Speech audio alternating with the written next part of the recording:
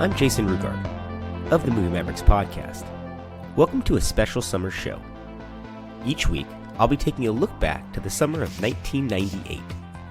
This was a box office season that was amongst the most competitive and influential in movie-going history. On each show, I'll be chronicling the performance, critical response, and historical relevance of the biggest hits and costliest misfires that shaped the summer of 1998.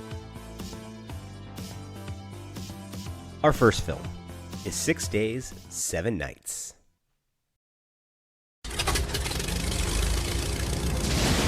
Ready to go. Is it safe to fly? It is with me. Oh, you're that good, huh? I'm the best you've ever been with. I'm not sure I trust your equipment. We may be old, but we're sturdy. What kind of work you do? I'm an editor for a magazine called Dazzle. 10 ways to light his fire. You know how a woman gets a man excited? How? She shows up. That's it. We're guys. We're easy. Two strangers on a flight to Tahiti are about to make an unscheduled stop.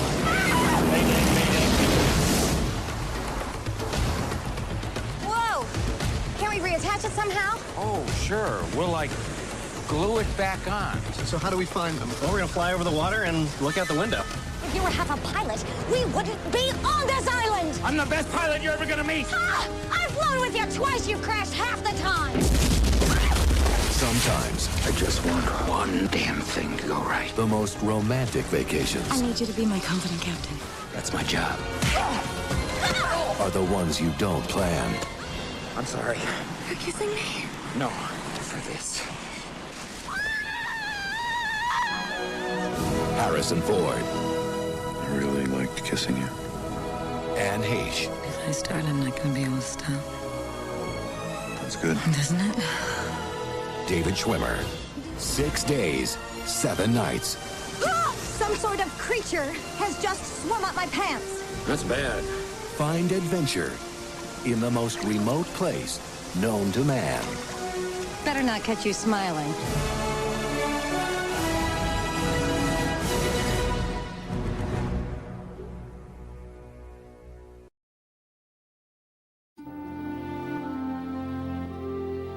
Harrison Ford's star power arguably peaked in 1997 with the blockbuster summer hit Air Force One. The actor, known for iconic roles like Han Solo, Indiana Jones, and Jack Ryan, made for a perfect casting choice to portray a virile President of the United States in the die-hard clone that isn't quite as good as Speed, but is as good as Under Siege in the knockoff department. Anne Heche had made tabloid news headlines across the globe as the partner of the newly out-of-the-closet comedian Ellen DeGeneres. Heche's film career was in full swing with solid turns in Wag the Dog and Return to Paradise. Her pairing with Ford in a romantic comedy was met with mild controversy. It's a moot point today, but this was a hot-button issue back in 1998, and one that surely negatively impacted the film's box office potential. 6 Days and 7 Nights managed a second-place opening behind the continued strong showing of The Truman Show, which captured the top spot for the second consecutive week.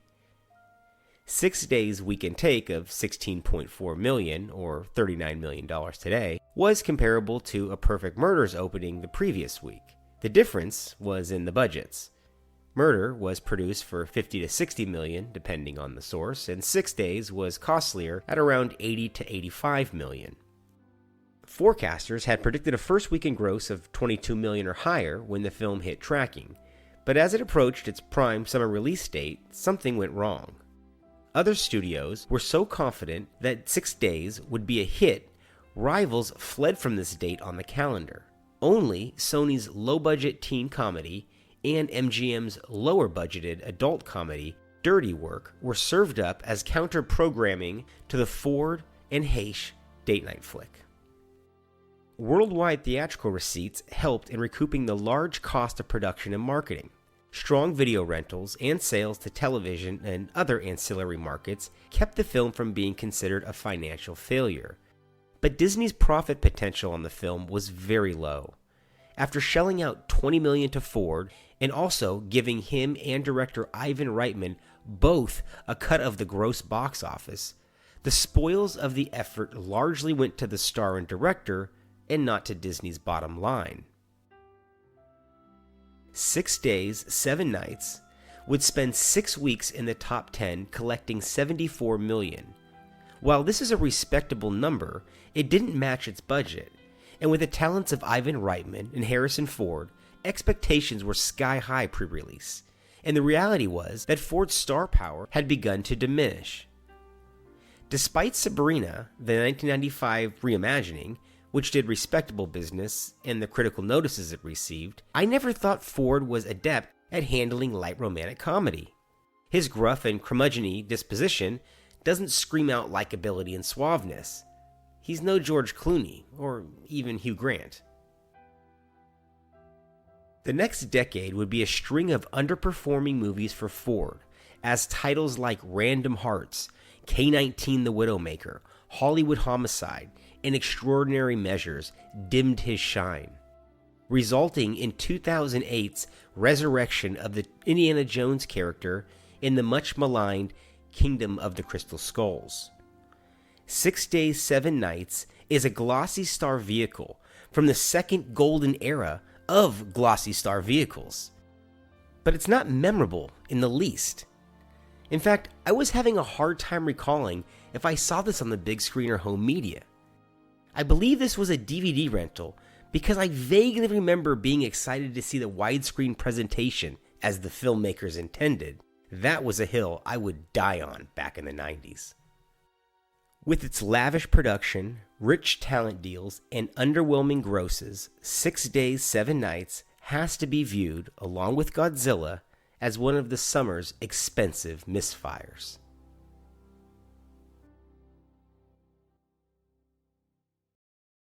I'm Roger Ebert of the Chicago Sun-Times. My colleague Gene Siskel is right on schedule recovering from his surgery, and he's seen all the movies, and once again will be joining us by telephone. Are you there, Gene? You bet I am, Roger. I am, as always, Gene Siskel of the Chicago Tribune.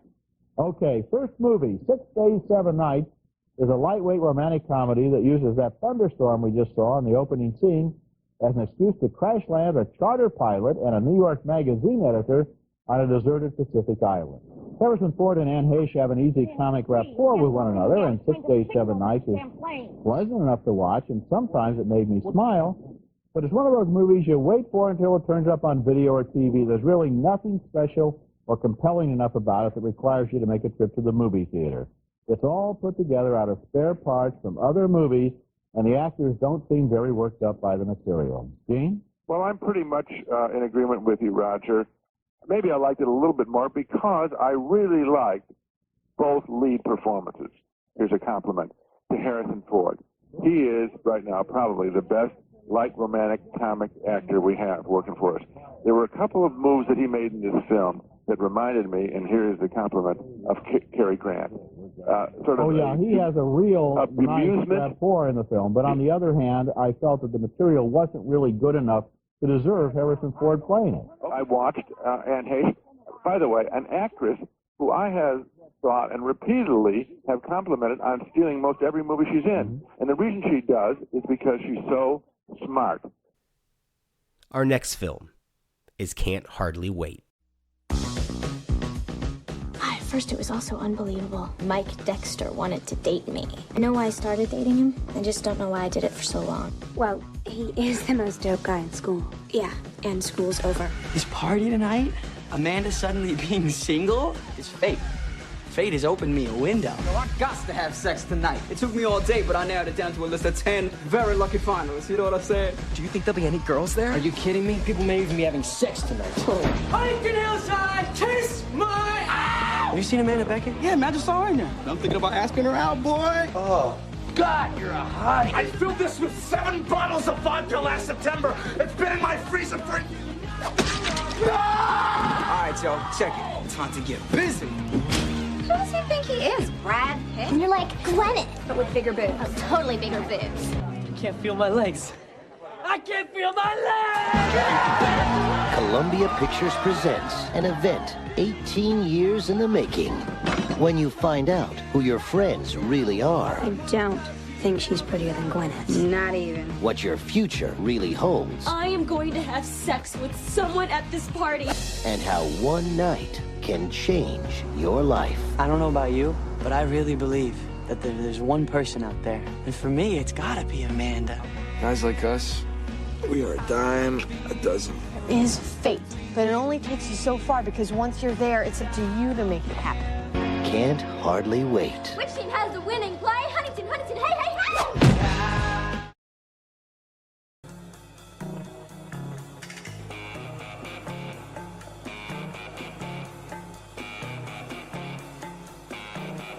It wouldn't be until the summer of 1999, when American Pie was released, that the teen comedy subgenre would become culturally significant again.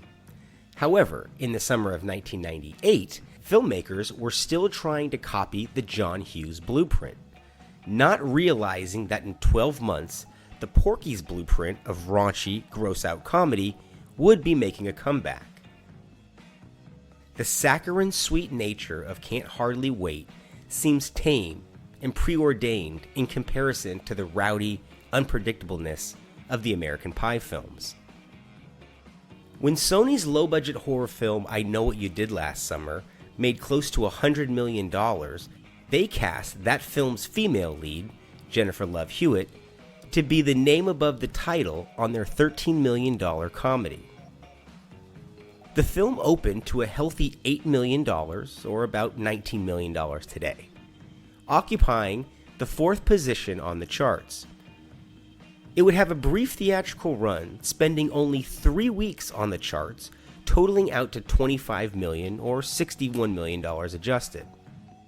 This wouldn't be remarkable, except that it was profitable before it hit the home market, where it found its true audience.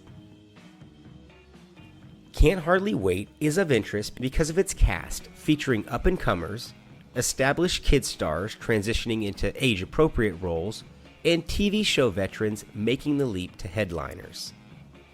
Actors such as Seth Green, Ethan Embry, Peter Facinelli, Jamie Priestley, Clea Duvall, Selma Blair, Donald Faison, and even Breckin Meyer are just some of the heavyweight cast that make up this lightweight and disposable comedy.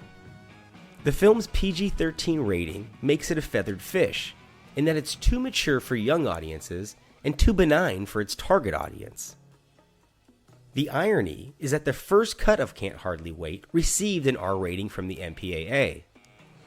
This was deemed disastrous and unacceptable by the brass at Sony, a studio still reeling from the industry scrutiny it had received with their expensive Godzilla movie turning out to be a respectable but unspectacular moneymaker. The mandate came down that in order to reach the largest possible audience, the movie had to be trimmed down to make the desired PG-13 rating. The MPAA censors had objected to this, as I read from their website, for the film's depiction of teens drinking alcohol at an unsupervised party and drug use. What Sony didn't realize was that their intended demographic was ready for more hard-edge fare. I'm not saying the R rating would have made the film better, or even would have helped its grosses, but it would have made it feel cooler, and less like a TV movie version of your local high school grad party. I imagine that when American Pie crossed the $100 million barrier during its domestic run, Sony executives were kicking themselves in the ass for making such a homogenized and outdated product. Turns out, I could wait, as I caught the movie on VHS rental. My high school girlfriend had seen it with her friends as she was the class of 1998, the very group being presented on screen, and her review to me was that it was just okay. So I missed it in theaters. But I think the movie is just okay, with a few funny moments spread out in a plot that is alternately too busy and dull. The real standouts of the film are Seth Green, parodying the era's suburban gangster rap obsession, and Peter Facinelli, looking like a young Tom Cruise, as the arrogant boyfriend of Love Hewitt. Cameos by Jerry O'Connell and Jenna Elfman add chuckles in a third act that is otherwise laughless. Can't Hardly Wait became instantly forgettable within a year's span, leading to a more appropriate title of Just Faded Away.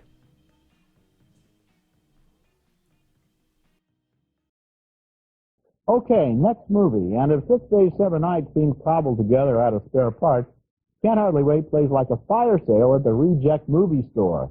This is one of those high school graduation day comedies that seems to open every June. There's one every year, but it's dead in the water. A movie with unconvincing characters and contrived situations, with labored dialogue and not much of a story to pull them through. It stars Ethan Embry as a graduating senior who's had a crush on Jennifer Love Hewitt for 4 years. He feels he missed his destiny in his freshman year, and he's thrilled to learn that she has finally broken up with her boyfriend. Can't Hardly Wait mostly takes place at an endless beer blast where the characters pair off for dialogue that revolves endlessly around the earth-shaking question of the popular girl's future. Meanwhile, the Lauren Ambrose character gets locked in the bathroom with a would-be cool dude, and they have the only scenes in the whole movie that have any life in them. What a waste of time. Gene? I agree with you completely, Roger. The whole picture is you attend a party that you wouldn't want to attend in real life. These kids are doing, getting drunk, doing crazy things, and every once in a while they will utter a line with, some sexual content, something a little shocking, just to sort of, keep the audience interested or awake, I guess. At one point, a character says, "I'm harnessing my chi." The whole point of including that is it's like, a catchphrase. That's it. They're not interested in writing through a full character and creating an arc of a life, but it is truly a bad quilt of a movie. I agree with you. With the Lauren Ambrose character, she's smart, and she knows really how silly and superficial her classmates are, and every time that she opens her mouth, she punctures the illusion that anyone else in the film is interesting, because she is so much more interesting. We would like to see a whole movie about people like this. For example, as we did in Say Anything. Our last film is Dirty Work. Meet Mitch Weaver. Hey, that's my shirt. In the game of life, he's losing his shirt. Ah! You're not fit to wear this shirt. Mitch can't hold a job. You're fired. You get a horse and live in the mountains someplace and don't bother anybody. Got a personality like a dead moth. Mitch is no good at relationships. I'm through wasting my life with you. Note to self, making love to blow-up dolls, not as good as advertised. Mitch lacks people skills. Hey, that was really funny, sicking the cops on us like that. I thought it was funny, but I'm surprised you guys did, because you got your asses kicked. I guess I showed you a thing or two about dirty work. But there is one thing Mitch Weaver is good at. You are the king of revenge. We should open a revenge for hire business. I think you boys can help me. Okay, settle down, prostitutes. You each get $20, and this requires no sex. Whoa, you got a dead hooker in the trunk. No, it can't be. I've never seen so many dead hookers in all my life. Lord knows I have. Don't shoot! Yeah! Norm Macdonald of Saturday Night Live. Hey, I think he's got his thumb up that dog's. Chevy Chase. What happened to your foot? When you owe a bookie a lot of money, and we say blows off one of your toes, you still owe him the money. Doesn't seem fair to me. Dirty Work.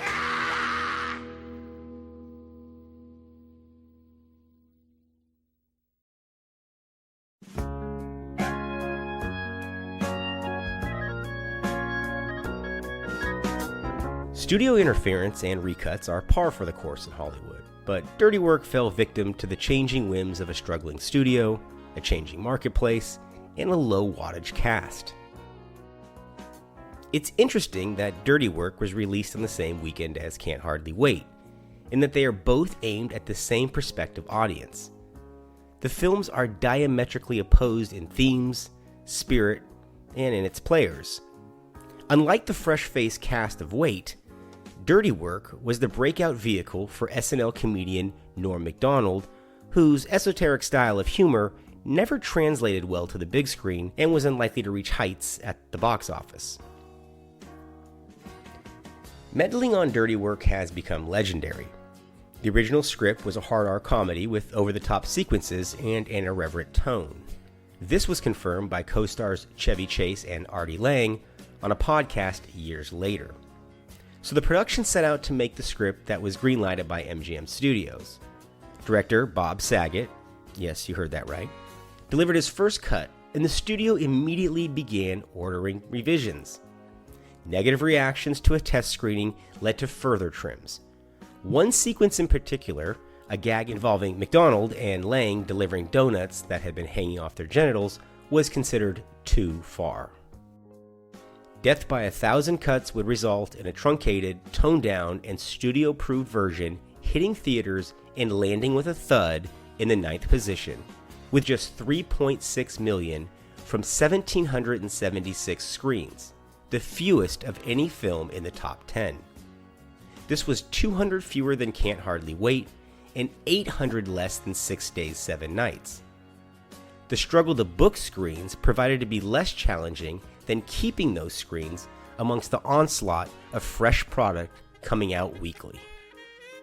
Dirty Work would only spend one sole week on the charts before immediately falling off and landing on home media, where it gained a cult status.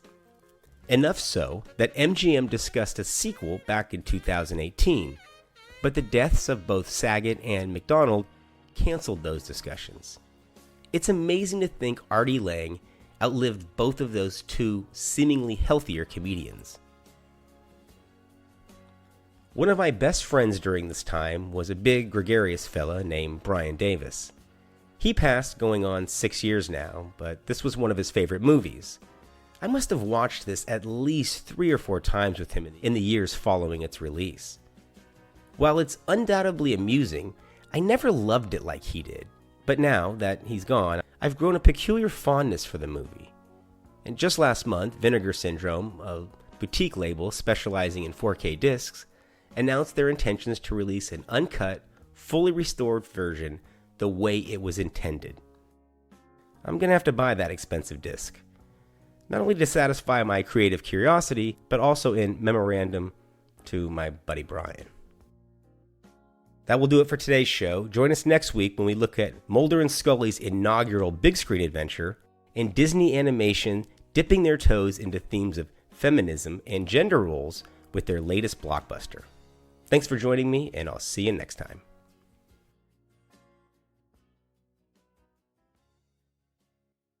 I think we should get back together. Why? What? Why? Give me one good reason why. No, you know what? Screw that. No, Mike, my answer is no. No. You mean you don't want me to take you back? Because I'm serious about this, Amanda. You should really think about this. Think about what, Mike? That you're a childish, self-centered asshole? Look, you're drunk, okay? And we're over, so why don't you just walk away now and save yourself the embarrassment? Oh, yeah? Yeah, well, you're the one, Amanda, who's gonna be embarrassed. Who's gonna want you now? Somebody. More like nobody. Gosh, Mike, you really got me there.